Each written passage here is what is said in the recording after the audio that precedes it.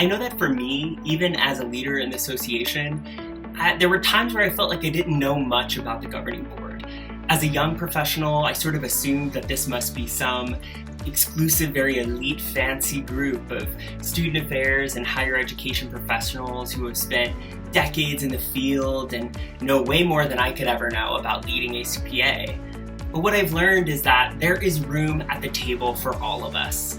Got a call and someone said, "Hey Vernon, somebody just nominated you, would you consider being on the slate?"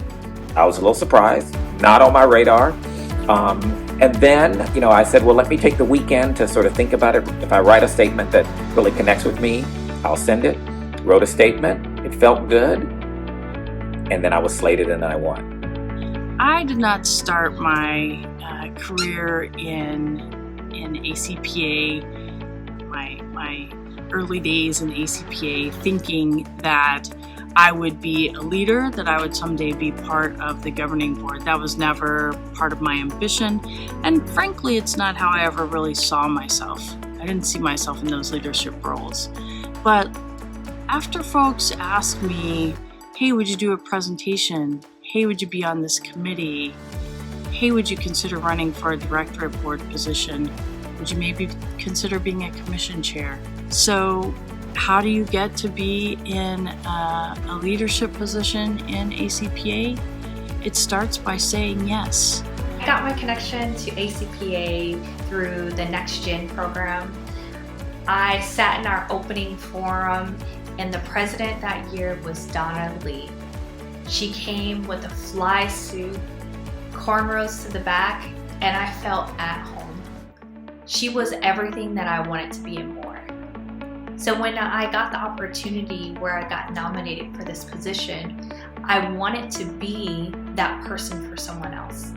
A Black woman in a leadership role meant so much to me when I was in grad school and undergrad, and this was the opportunity to get connected.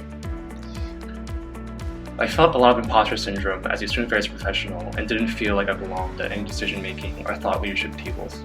And it wasn't until ACPA Governing Board that I really found a voice and trust in my colleagues. All along, there were different people who told me I was ready to serve in these types of ways. And, there's a lot of ways that I didn't feel ready. And even now, sometimes I still don't feel ready. But the feedback that I have gotten as I've taken on these different roles is that I had been ready and that I am ready. I didn't really know much about the governing board. I knew they existed, but I didn't know how amazing these humans are, how meticulous and detail-oriented and funny and humorous and caring they are about the organization. I mean, we spend hours dialoguing and communicating about lots of different ways that we can be better and do better for the communities that we're serving. Serving on the governing board has been one of the most profound and meaningful parts of my professional career, particularly leading the strategic imperative for racial justice and decolonization and leading the bold transformation of higher education at a time where we so desperately need that leadership vision and work.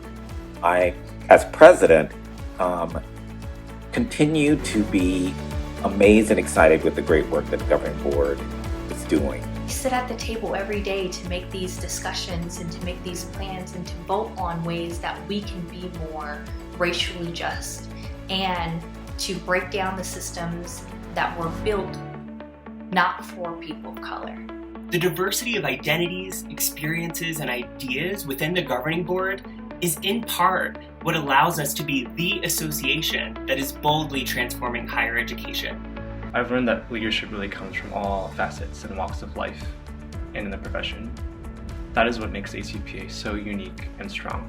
It really has given me an opportunity to see what can be done in order for us to boldly transform higher education.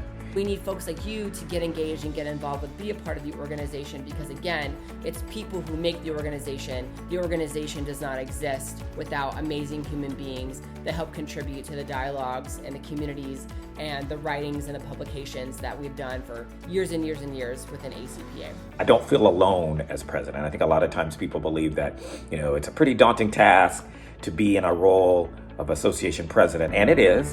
And I never feel alone with Chris Moody and Trisha Factor Gates and the rest of the international office staff. It really is a team approach. I want to just encourage you to think about saying yes to those maybe thoughts that are rumbling around in your head about maybe should I apply, should I run for something, or if someone asks you whether you should run for something, I want to encourage you to just say yes.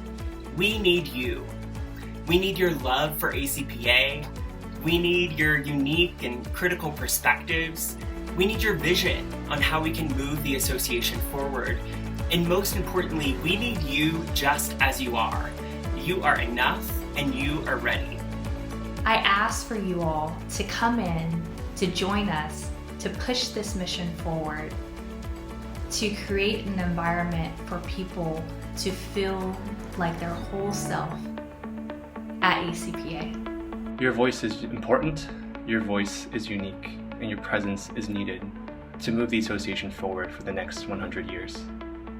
Please consider putting in an application or nominating someone, because we need you to be a part of us as we continue to boldly transform higher education.